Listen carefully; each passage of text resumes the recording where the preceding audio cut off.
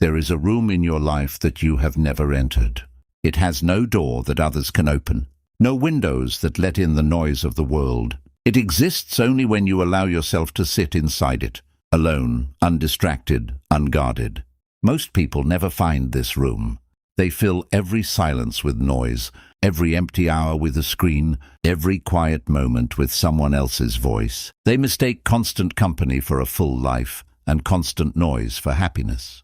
But there was a Roman emperor who ruled the most powerful empire on earth, who could have surrounded himself with servants, generals, and endless distraction every single hour of every single day, and yet he chose, deliberately, night after night, to retreat into silence. He wrote to himself in the dark by candlelight, questions no one else would ever read. He was teaching himself the one skill almost no one today has mastered, the skill of being utterly alone and utterly at peace. That emperor was Marcus Aurelius. And what he discovered in that solitude is something that could change the entire direction of your life starting today. Welcome back to Wisdom of the Stoics, the place where ancient wisdom meets modern struggle, where the words of emperors, slaves, and philosophers become tools you can actually use to build a stronger, calmer, more powerful version of yourself. If you are new here, consider hitting that subscribe button, because every week we take the timeless teachings of Stoicism and turn them into a practical guide for living better in a world that has never been louder, faster, or more overwhelming. And if you have been here before, you already know what is coming. So settle in, because today we are talking about something the modern world has almost completely forgotten how to do. We are talking about solitude, the deliberate, disciplined, transformative practice of being alone with your own mind, and why the ancient Stoics believed it was one of the most powerful tools a human being could ever develop. Before we go further, I want you to ask yourself something honestly. When was the last time you sat in silence, with no phone, no television, no music, no conversation for even 10 full minutes? Not falling asleep, not distracted, just present, alone, thinking. If you cannot remember, you are not alone in that either. Studies on modern attention have shown that many people would rather give themselves a mild electric shock than sit alone with their thoughts for 15 minutes.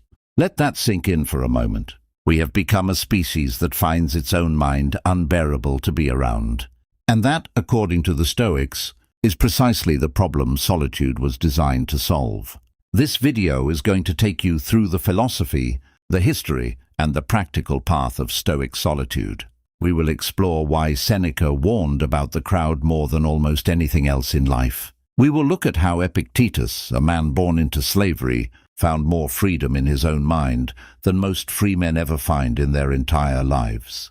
We will examine Marcus Aurelius and the private notebook that became one of the most read philosophical texts in human history, a notebook he never intended for anyone else's eyes. And by the end, you will understand exactly how to build your own practice of solitude, one that does not isolate you from the world, but instead prepares you to return to it stronger, clearer, and more at peace than you have ever been. So if that sounds like something you need right now, stay with me, because this one might change how you spend the rest of your life. Let's begin with a distinction that changes everything, because most people confuse two very different experiences. And that confusion is exactly why they run from being alone. There is loneliness and there is solitude.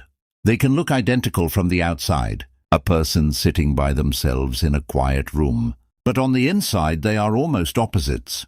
Loneliness is the ache of feeling disconnected, unseen, unwanted. It is a wound. It whispers that something is missing, that you are incomplete, that the silence around you is evidence of your own inadequacy. Loneliness is what happens to a person who wants connection and cannot find it, and so the silence feels like punishment. Solitude is different. Solitude is chosen. Solitude is the quiet a person walks into on purpose, not because they are running from people, but because they are running toward themselves. Solitude does not whisper that something is missing. Solitude says, finally, we can hear clearly. The Stoics were not advocates of loneliness. They were not hermits who despised human connection. Marcus Aurelius ruled an empire filled with people wrote extensively about our duty to others, about justice, about community. Seneca had friends he loved deeply and wrote to constantly. Epictetus ran a school full of students. These were not men who hated society, but every one of them understood something that we have largely lost, which is that a person who cannot be alone with their own mind will never truly be free, no matter how many people surround them. Seneca wrote about this with a piece of imagery that still lands like a punch centuries later. He said that being among a crowd is dangerous, because no matter how good a person's character is, exposure to a crowd for even a short while will chip away at it, will make it worse, will pick something up that it did not have before. Think about that. He was not talking about violent mobs or dangerous strangers.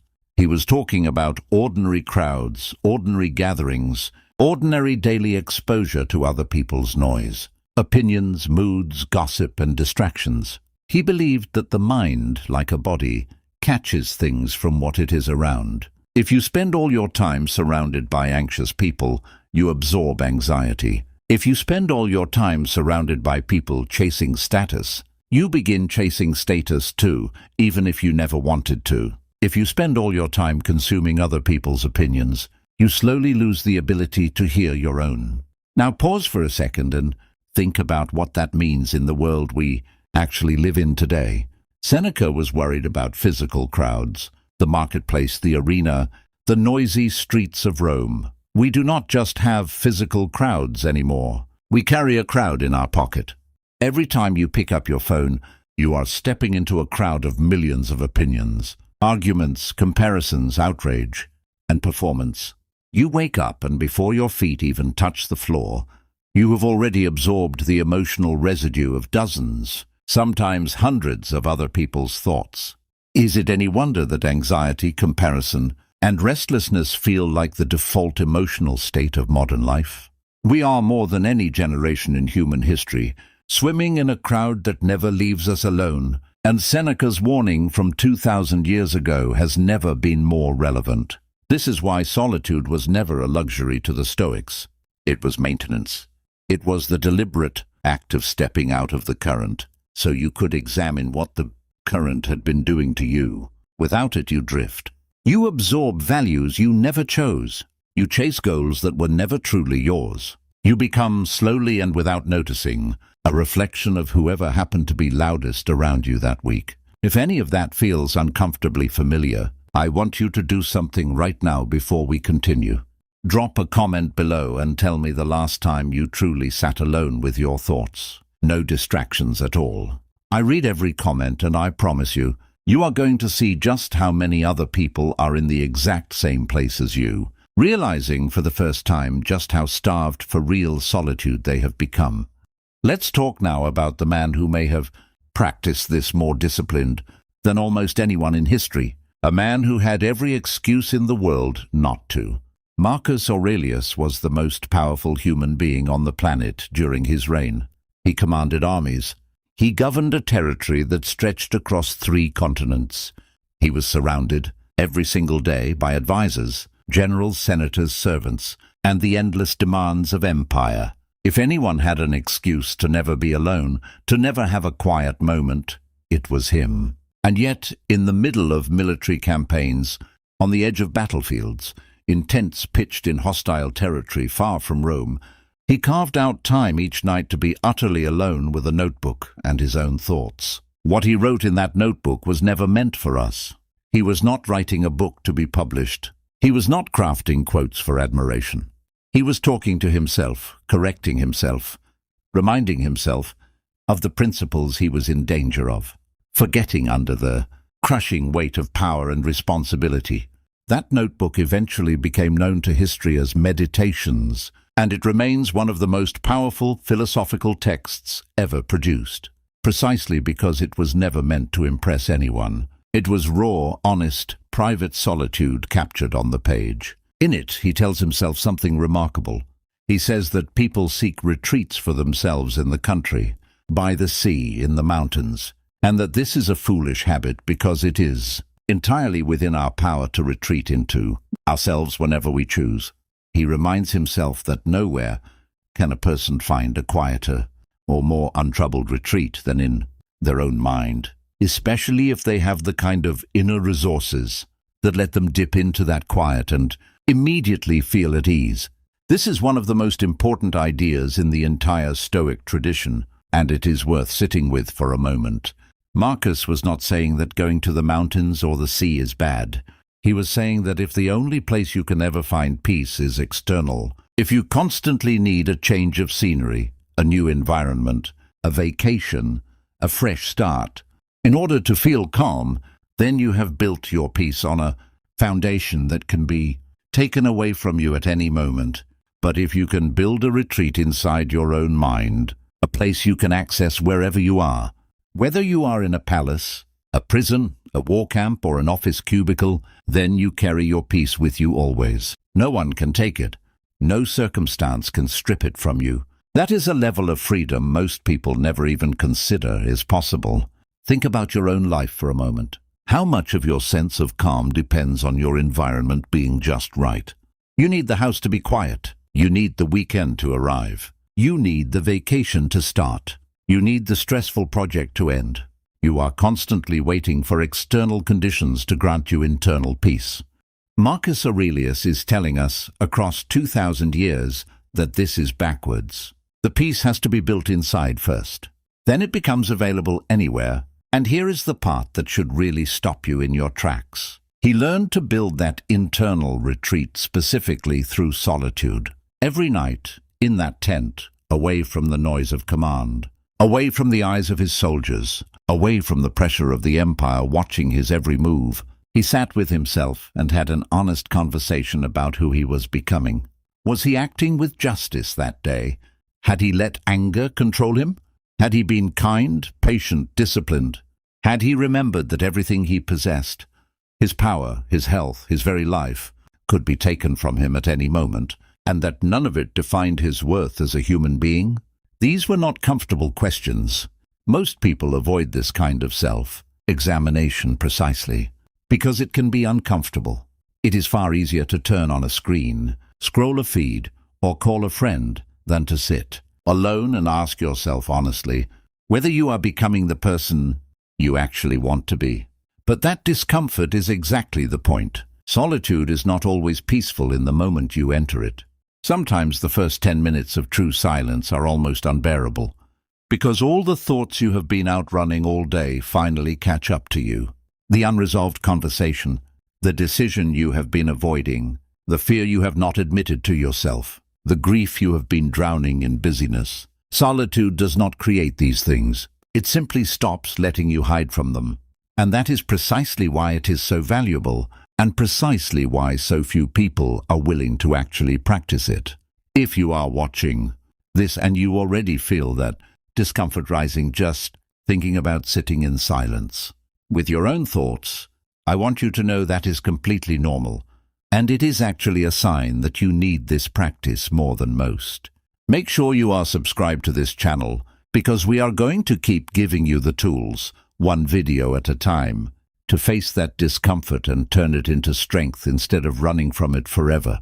Now let's turn to a man whose relationship with solitude came from an entirely different place in life. Epictetus was born a slave. He had no control over his body for much of his early life. He was, at various points, physically abused by his owner, and it is said that a permanent injury to his leg came from this treatment. He owned nothing. He commanded no armies. He held no political office.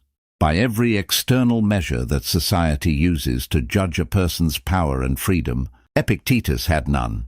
And yet, Epictetus became one of the most influential teachers of freedom that has ever lived. His central teaching, the one idea that anchors almost everything else he taught, is the distinction between what is within our control and what is not. Our body, our reputation, our possessions, other people's opinions of us, the outcomes of our efforts, these are all, according to Epictetus, ultimately outside our control. What is within our control is our own judgment, our own will, our own responses, our own character. Everything else can be taken from us in an instant. Only our inner disposition remains entirely ours, if we choose to claim it. This teaching did not come from a comfortable life of leisurely contemplation.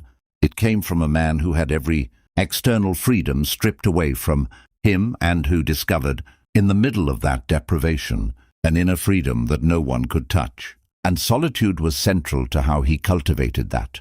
Even after gaining his freedom and starting his own school of philosophy, Epictetus insisted that his students learn to withdraw into themselves rather than constantly seeking approval or validation from others.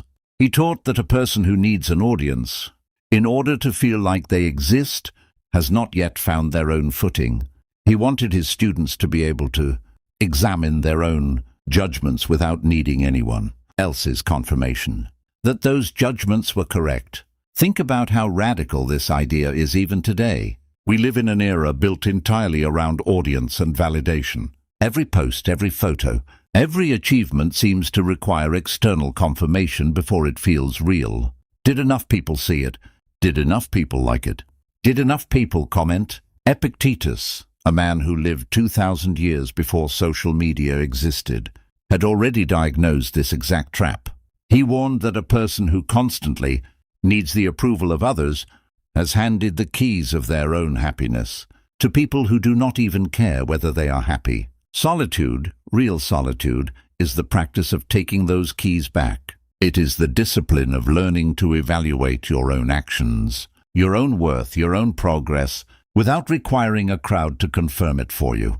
This does not mean isolating yourself from feedback or refusing all outside perspective. That would be its own kind of foolishness. It means building an inner compass strong enough that you are not constantly spinning in whatever direction the crowd happens to be pointing that day. And you cannot build that compass while you are constantly plugged into other people's noise. You can only build it in the quiet alone, testing your own thoughts against your own values again and again, until they become sturdy enough to hold up under pressure. Let me ask you something, and I want you to actually think about the answer instead of just scrolling past. How many of the decisions in your life right now are truly yours? And how many of them are simply reactions to what you think other people expect from you? Your career path, the way you spend your money, the way you present yourself online, the opinions you repeat without ever examining them. If you took away every audience, if no one was ever going to see or judge a single choice you made, would your life look any different than it does right now? Sit with that question for a moment, and if you are brave enough, tell me your honest answer in the comments below. This is exactly the kind of question the Stoics wanted us asking in solitude, and there is no better place to start than right here, together, as a community that is trying to think a little more honestly than the rest of the world. Now let's bring Seneca back into this conversation more fully, because his letters to his friend Lucilius contain some of the most direct and practical guidance on solitude found anywhere in ancient literature. Seneca was not a man who lived in isolation. He was a senator, a playwright, an advisor to an emperor, a wealthy man with an enormous social circle. And yet his letters return again and again to the theme of retreat, of stepping back from the noise of public life in order to examine the self. In one of his most famous letters, Seneca reflects on returning from being out among crowds and noticing how his own peace of mind had been disturbed by the experience. Even though nothing dramatic had happened, he had not been insulted. He had not been harmed. He had simply been exposed to noise, gossip, ambition, and idle chatter, and he could feel the residue of it clinging to him like dust. This is such a relatable feeling once you notice it. Think about how you feel after spending an hour scrolling through arguments online, or sitting through a gathering full of gossip and complaint, even if none of it was directed at you. You did not get into a fight. Nothing bad technically happened, and yet you feel drained, unsettled, slightly worse than before. Seneca is describing exactly that feeling, and his prescription for it was solitude, deliberate and regular, as a way of cleaning that residue off before it accumulates into something heavier. He also warned against a different mistake, one that is worth addressing directly, because some people hear the word solitude and assume it means total withdrawal from the world. becoming a hermit, cutting off every relationship. Seneca explicitly rejected this. He believed that total isolation, without any human connection at all, could be just as damaging as never being alone. His vision of solitude was rhythmic, not permanent. Time among people balanced by time apart from them. Engagement with the world balanced by retreat from it. He believed the healthiest life moved between these two states deliberately, using each one to correct the excesses of the other. Too much crowd, and you lose yourself in other people's noise. Too much isolation, and you lose the calibration that only comes from testing your character against real human relationships. The goal was never to choose one permanently.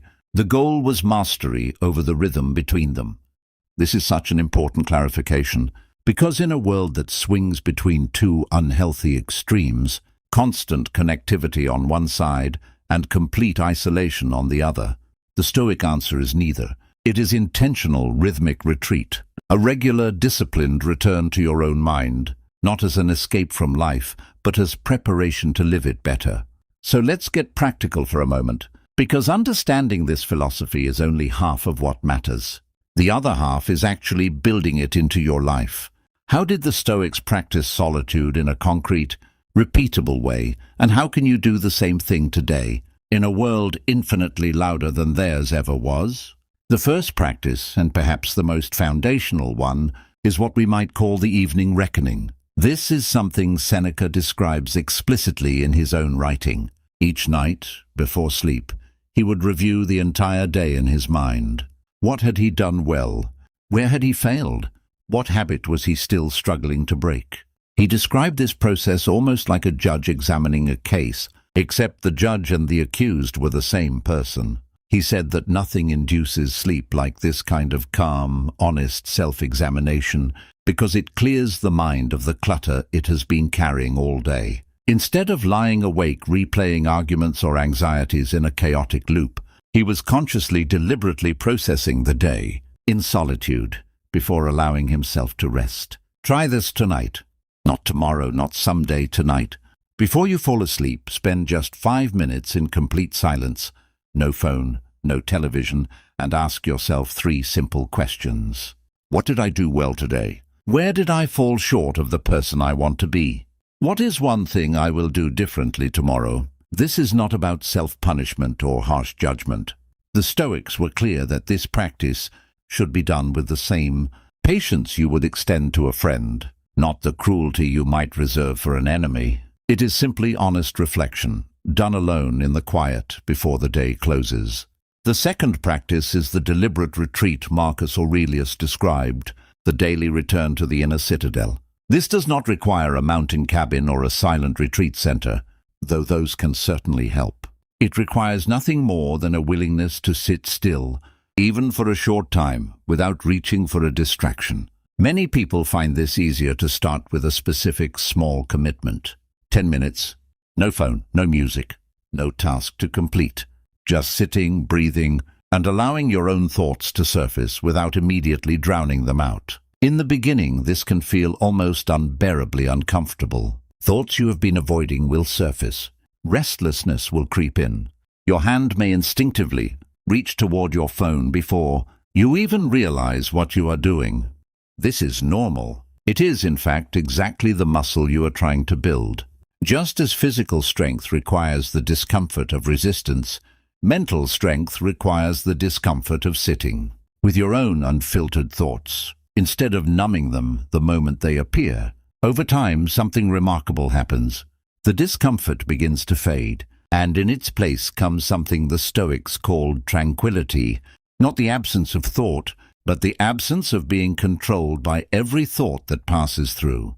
You begin to notice your thoughts, rather than being swept away by them. You begin to distinguish between a passing feeling and a permanent truth. This is precisely the skill Marcus Aurelius was cultivating each night in that tent, and it is available to you right now, with nothing more than a quiet room and the willingness to sit in it. The third practice comes directly from Epictetus, and it involves examining your judgments without needing anyone else to confirm them. This is best done through simple, honest journaling, alone, without the intention of ever showing it to anyone.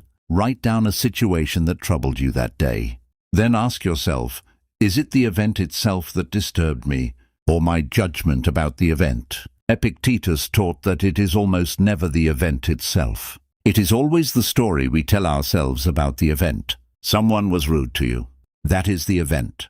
Your judgment might be that this means they do not respect you, or that you must have done something wrong, or that the whole day is now ruined. Notice how much of the disturbance comes from the judgment, not the event itself. In solitude, without anyone else's opinion clouding the process, you can begin to separate these two things clearly. And that separation is often the difference between a bad 5 minutes and a bad week.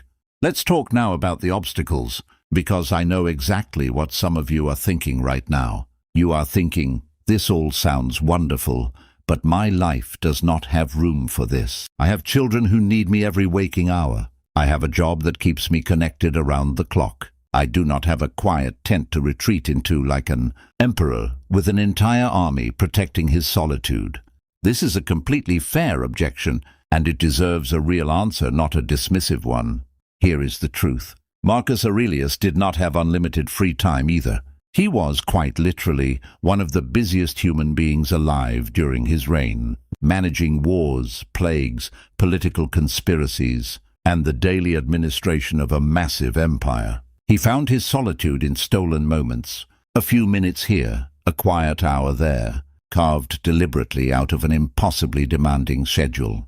The lesson is not that you need hours of free time in order to practice solitude. The lesson is that you need the discipline to protect small pockets of time, fiercely, the same way you would protect any other priority you consider non-negotiable. This might mean waking up 10 minutes earlier than everyone else in your house, before the demands of the day begin. It might mean sitting in your car in silence for 5 minutes before walking into work, instead of immediately turning on a podcast or making a phone call. It might mean turning off the television for the last 20 minutes before bed and simply sitting with your own thoughts instead. These are small windows, but small windows practiced consistently build the same inner strength as longer ones. The goal is not to become a monk who disappears from the world for hours every day. The goal is to build the habit of returning to yourself, briefly but consistently, so that the muscle is there when you truly need it, in moments of crisis, grief, decision, or doubt. And this brings us to perhaps the most emotionally important part of everything we have discussed today. Why does any of this actually matter? Why should you care about building a practice of solitude when your life is already full, already busy, already demanding more of you than you sometimes feel you can give? Here is why it matters. There will come a moment in your life, and if it has not come already, it will come, when you are faced with something no other person can carry for you. A diagnosis, a loss, a decision that will alter the entire direction of your future. A betrayal that leaves you standing utterly alone with a truth you must now face. In that moment, all the external noise you have surrounded yourself with your entire life will fall completely silent, because none of it was ever built to hold you up in that kind of moment. Your phone cannot carry that weight. Your social feed cannot carry that weight. The crowd cannot carry that weight. In that moment, you will be entirely alone with your own mind, whether you have prepared for it or not. The question this video is really asking is simple. When that moment comes, and it will come, will your mind be a place of chaos? A stranger you have never spent real time with, full of unexamined fears and unresolved noise? Or will it be, as Marcus Aurelius described it, a quiet retreat you have already learned to enter, a place you can return to instantly and find, even amid the wreckage of circumstance, a measure of peace that nothing external can take away? This is not a small question. This is in many ways the entire purpose of Stoic philosophy distilled into a single practice. Solitude is not an escape from life. It is training for the moments in life that no one else can walk through with you. Every time you sit in silence and resist the urge to numb your own mind, you are practicing for the day you will need that strength the most. Every time you honestly examine your judgments instead of outsourcing your peace to other people's opinions. You are building the inner citadel that Marcus Aurelius wrote about, brick by brick in the quiet hours no one else ever sees. I want to share something with you before we move toward closing this out, something worth sitting with. Seneca, near the end of his life, facing the very real threat of execution by an emperor who had turned against him, is recorded as having remained remarkably composed, spending his final hours in conversation and reflection rather than panic. Whatever you believe about the details of ancient historical accounts, the philosophy behind that composure is undeniable. A person who has spent years training their mind in solitude, examining their judgments, separating what they can control from what they cannot, building an inner peace that does not depend on external circumstance. That person faces even the harshest moments of life with a steadiness that looks, to everyone watching, almost unbelievable. It is not unbelievable. It is simply the visible result of an invisible practice, repeated quietly for years alone. Most people will never build this, not because they are incapable, but because they never start. They keep waiting for life to slow down before they begin practicing stillness, not realizing that stillness is a skill you build precisely so that you are ready before life slows down for you, often without warning and often at the worst possible time. So here is my challenge to you, and I want you to actually do this, not just nod along and move on to the next video. Tonight, find just 10 minutes. Turn off your phone. Turn off the television. Do not fill the silence with music or a podcast about how to be more productive. Just sit in whatever room you find yourself in, and let the silence be uncomfortable if it needs to be uncomfortable. Notice what comes up. Notice what you have been avoiding. Notice how strange it feels to simply exist without performing, without consuming, without distracting yourself from your own presence. That discomfort is not a sign that something is wrong with you. It is a sign of exactly how far the noise of modern life has pulled you from yourself. And it is the first step back. Do this again tomorrow, and the day after that, not as a rigid, joyless obligation, but as a returning, the same way Marcus Aurelius returned to his notebook each night, the same way Seneca returned to his evening reckoning, the same way Epictetus taught his students to return to their own judgments, rather than the noise of the crowd. Over time, that returning becomes less uncomfortable and more like coming home. You will begin to notice a steadiness in yourself that was not there before, a quiet confidence that does not need constant external validation, a peace that does not evaporate the moment your circumstances change. This is the power of solitude, and it is available to you starting tonight. Regardless of how busy your life is, regardless of how loud the world around you has become, the emperors and philosophers we have talked about today did not have some secret advantage you do not have access to. They had the same 24 hours you have.